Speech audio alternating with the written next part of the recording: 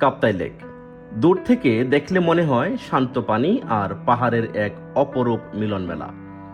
কিন্তু আপনি কি জানেন, এই কাপ্তাই লেকের বিশাল নীল জলরাশির শত ফুট নিচে নীরবে ঘুমিয়ে আছে আস্ত একটি রাজপ্রাসাদ, একটি আস্ত শহর, আর হাজার হাজার মানুষের অশ্রুতে ভেজা এক হারানো পৃথিবী। আপনি কি প্রস্তুত কাপ্তাই লেকের সেই নির্মম ও রোমাঞ্চকর ইতিহাস জানতে, যা হয়তো আপনার চেনা কাপ্তাই লেক দেখার অভিজ্ঞতাকে চিরতরে বদলে দেবে? ট্রাভেল ফিল্ডের 113তম পর্বে আপনাদের সবাইকে স্বাগতম। আজ আমরা ডুব দেব কাপ্তাই লেকের সেই অজানা গভীরতায়।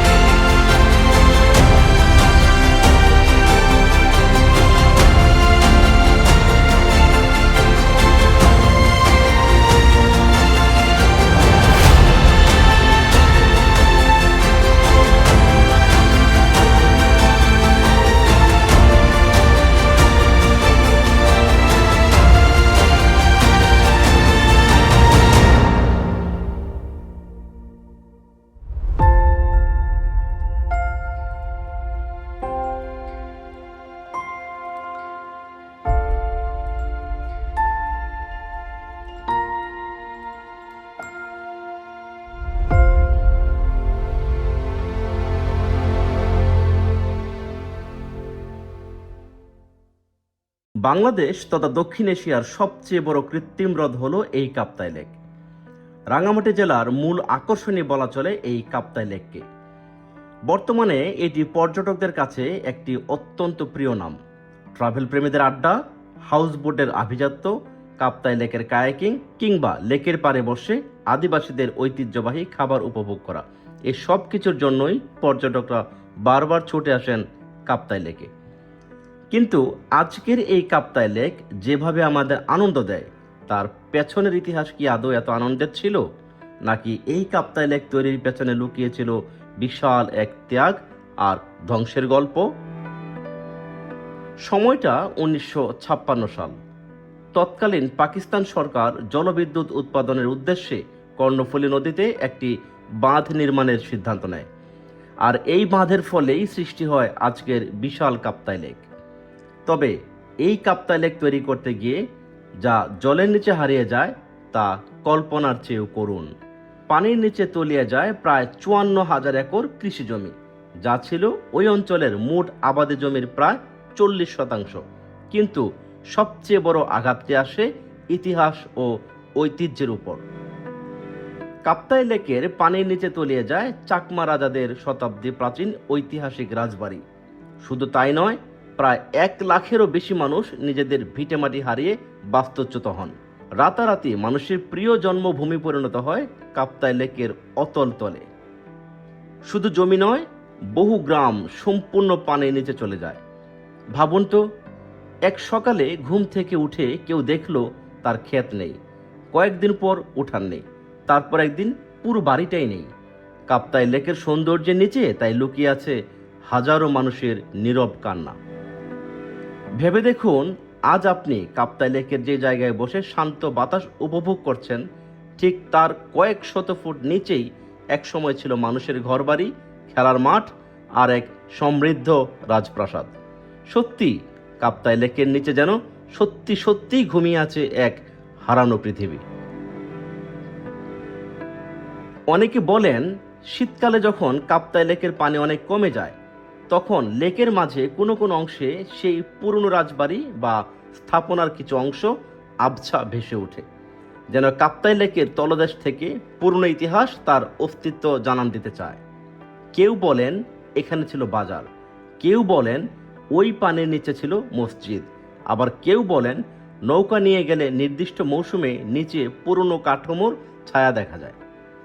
এসব গল্পের সবকিছু হয়তো প্রমাণ করা কঠিন, কিন্তু স্মৃতি কখনো পুরোপুরি ডুবে যায় না। কাপ্তাই লেক শুধু একটি সাধারণ ওয়াটার বডি বা পর্যটন কেন্দ্র নয়। কাপ্তাই লেক হলো বিজ্ঞান, প্রকৃতি, ত্যাগ এবং নির্মম এক ইতিহাসের এক অদ্ভুত সংমিশ্রণ। বাঁধ নির্মাণের ফলে বহু পরিবারকে স্থান পরিবর্তন করতে হয়েছিল। বিশেষ করে পাহাড়ি জনগোষ্ঠীর জীবনে এর প্রভাব ছিল গভীর। তাদের জমি, জীবিকা, সামাজিক সম্পর্ক সবকিছু বদলে যায়।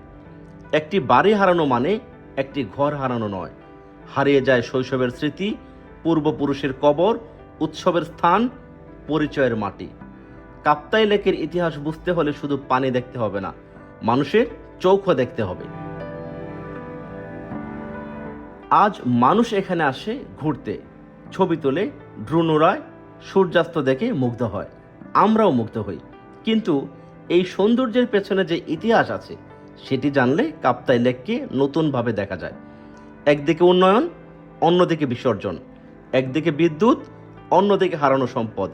এই দ্বন্দ্বই কাপ্তাই লেককে বাংলাদেশের সবচেয়ে ব্যতিক্রমী স্থানগুলোর একটি বানিয়েছে। কাপ্তাই লেকের পানি হয়তো শান্ত, কিন্তু তার গভীরে লুকিয়ে আছে অগণিত অশ্রু, স্মৃতি আর ইতিহাস। পরের বার যখন আপনি রাঙামাটি যাবেন, তখন কাপ্তাই লেকে বোটে ভেসে বেড়াবেন, তখন কেবল চারপাশের সৌন্দর্যই দেখবেন না, একবার অন্তত চোখ বন্ধ করে অনুভব করার চেষ্টা করবেন কাপ্তাই লেকের নিভে যাওয়া সেই অতীতকে। কাপ্তাই লেকের এই অবিশ্বাস্য ও অজানা ইতিহাস আপনার কেমন লাগলো তা অবশ্যই আমাদের কমেন্ট করে জানান। ট্রাভেল ফিল্ডের 113তম পর্বটি ভালো লাগলে লাইক দিন এবং কাপ্তাই লেকের মতো বাংলাদেশের এমন সব ঐতিহাসিক ও রোমাঞ্চকর ট্রাভেল গল্প নিয়মিত দেখতে চ্যানেলটি এখনই সাবস্ক্রাইব করে রাখুন। ধন্যবাদ। দেখা হচ্ছে ট্রাভেল ফিল্ডের আগামী পর্বে নতুন কোনো পথে।